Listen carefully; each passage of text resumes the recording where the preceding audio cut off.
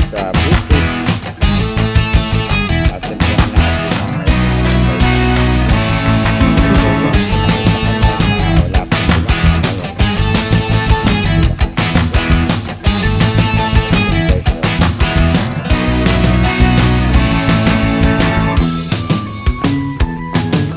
Wow, grabe. Ito pong mais na ito ay isang binilang po. Pag nilaganin nyo to, yung laman niya matamis na siya. Hindi siya yellow na tulog.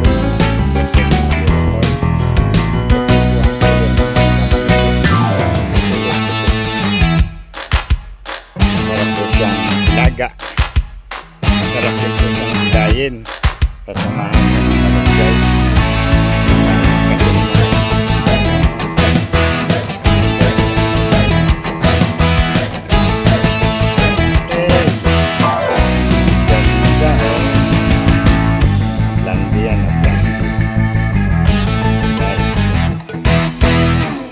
tour ko kayo sa maisan. Yan. Napakaganda ng mais guys. Yan. Malawak din po ito. Ang maisan na ito. Malawak din. Yan, oh. Kita nyo guys, oh, bago yan matamnan, aararuhin muna yan. Yun po yung baka na pang-araro.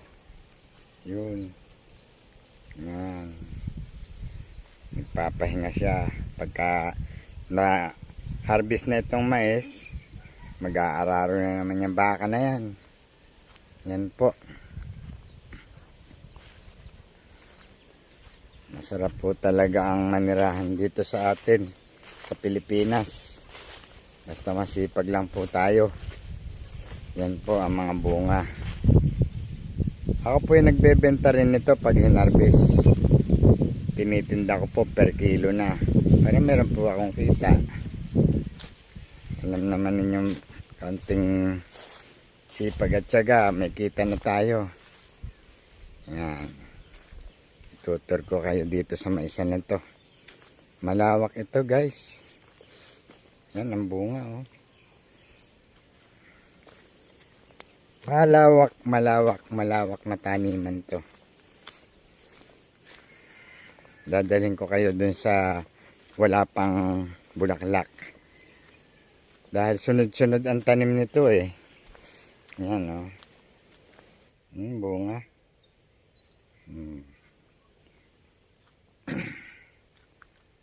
Alright. Yan. Ang susunod na magbubulaklak.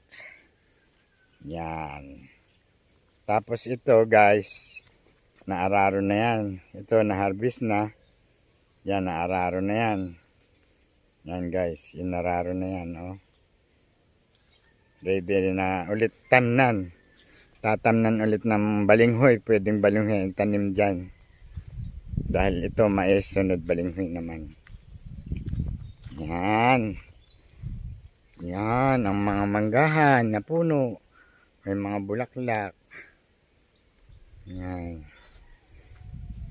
Yan ang maisan. Woo! Ganda. Nakakatuwa. Yan. May kaunting balinghoy. Yan guys. Kaunting balinghoy. Yan. Okay. Maganda. Yan. Yun guys, ang mga manggahan. Yan. Pagka kasi kayo may lupa, kailangan tamnan nang hindi tayo lugi. Sika nga eh, kung may nabili kang lupa, o kaya ay inuupahan mo yung lupa, yearly ka nagbabayad sa may-ari, tatamnan mo para hindi ka malugi. Tubo ka pa niyan, kaunting sipag laang. Yan ang maisan. Yan ang mais. Wow, talagang gandang-ganda. Yun ang may mga bulaklak guys. Yun ang maisan. Yun.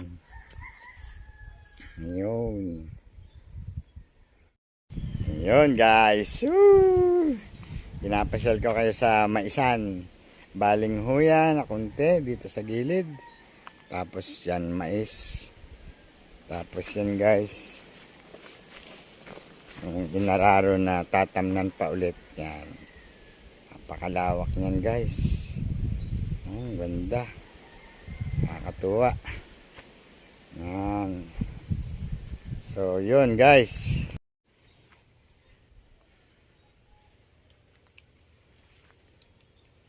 Ito guys ay lugar ng Batangas. San Pascual. Yung mga OFW nga pala, shout out sa inyo. Ang mga seaman at kay Gilbert Abit Masangkay. Tatrabaho sa New York. Shout out sa iyo. May aso pa. So, shh. Yan guys, kita naman ninyo may aso pa din. Shh. So, so, shh. So, so,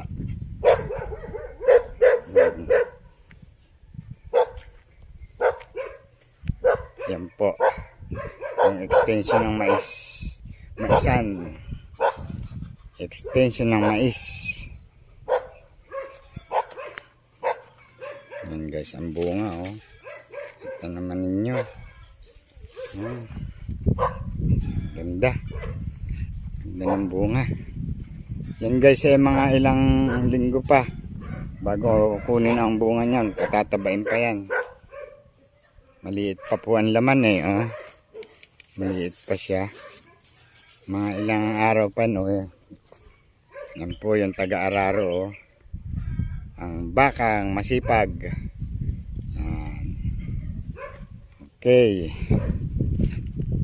Ang bakang masipag mag-araro.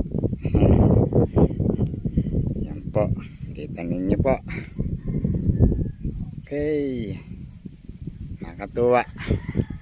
Yan po may mga bulaklak ng mangga oh. Yan. Yan po pagka isang araw marami na pong buko yan.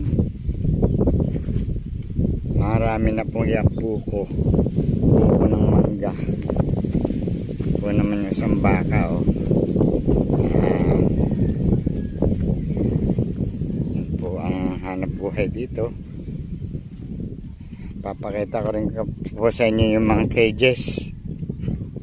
Yung lalagyan ng mga inahin. Yan.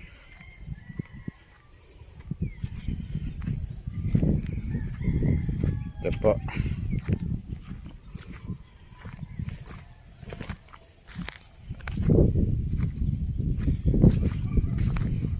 Ito po yung cages. Yan. Diyan po ikukulong ang mga inahin. Yan.